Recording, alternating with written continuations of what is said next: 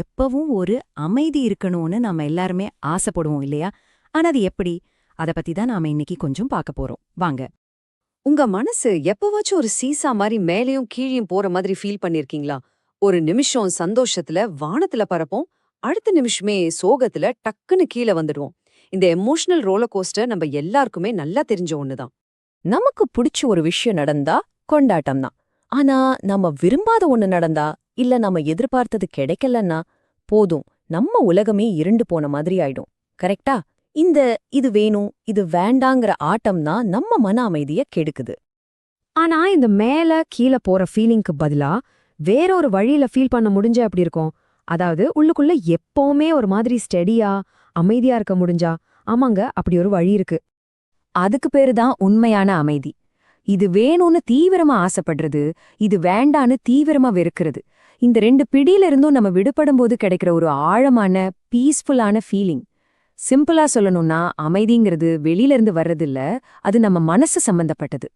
சரி, இது என்னன்னு இன்னும் நல்லா புரிஞ்சுக்க நான் உங்களுக்கு ஒரு சின்ன கதை சொல்றேன். கேட்டா நல்லா புரியும். ஒரு காலத்துல ஒரு சின்ன ஓடை ஒண்ணு இருந்துச்சாம். அதோட மூட் எப்படி இருக்கும்னா, வெதர் எப்படி இருக்கோ அதுக்கேத்த மாதிரி மாறிக்கிட்டே இருக்கும். நல்ல வெயில் அடிச்சு சூப்பரா இருந்தா அந்த ஓடை ரொம்ப சந்தோஷமா துள்ளி குதிச்சு ஓடுமா. அந்த சூடையும் வெளிச்சத்தையும் ரொம்பவே விரும்புமா. அதே சமயம் புயல் வந்து ஒரே காத்தும் மழையுமா இருந்தா போதும், அந்த ஓடைக்கு கோபம் வந்துடுமா. ச்சே, என்ன இதுன்னு முணுமுணுத்துக்கிட்டே அந்த குளிரையும் மழையையும் வெறுத்து ஓடுமா.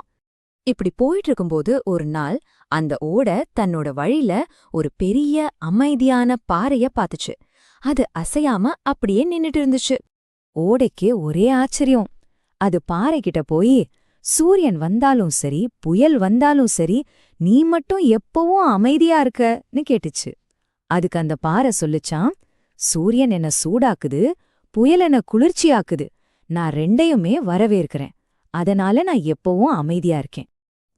அப்போதான் அந்த ஓடைக்கு பாறையோட ரகசியம் புரிஞ்சுது. அமைதிங்கிறது நமக்கு பிடிச்சது கிடைக்கிறதுல இல்ல, நமக்கு என்ன கிடைக்குதோ அதை ஏத்துக்கிறதுல தான் இருக்கு. சரி, இந்த அமைதியை நாம எப்படி அடையிறது? ஒரு 3 ஸ்டெப்ஸ் இருக்கு. முதல்ல, எனக்கு இது வேணும்னு மனசு ரொம்ப தீவிரமா ஆசைப்படுறது கவனிங்க. 2வது, ஐயோ இது வேணவே வேணான்னு மனசு எதிர்க்கிறது கவனிங்க. 3வது, இந்த ரெண்டுக்கும் நடுவுல அமைதியான நிலையான ஒரு இடம் இருக்கும் பாருங்க, அதை மெதுவா கண்டுபிடிக்க முயற்சி பண்ணு. இதுக்கு அர்த்தம் உங்களுக்கு பிடிச்சது பிடிக்காததுன்னு எதுவுமே இருக்கக்கூடாதுன்னு இல்ல, ஆனா அந்த விருப்பு வெறுப்புகள் உங்கள ஒரு கயிறு மாதிரி கட்டி இழுக்க விடாம பாத்துக்கோங்க. அந்த பிடிய கொஞ்சம் தள்ளத்தினாலே போதும். இப்போ உங்களுக்கான ஒரு கேள்வி.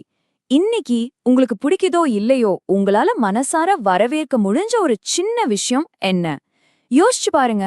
அந்த பாறை மாதிரி வர்றத அப்படியே ஏத்துக்க கத்துக்கிட்டா நமக்குள்ள இருக்கிற அமைதியை எந்த புயலும் அசைக்க முடியாது.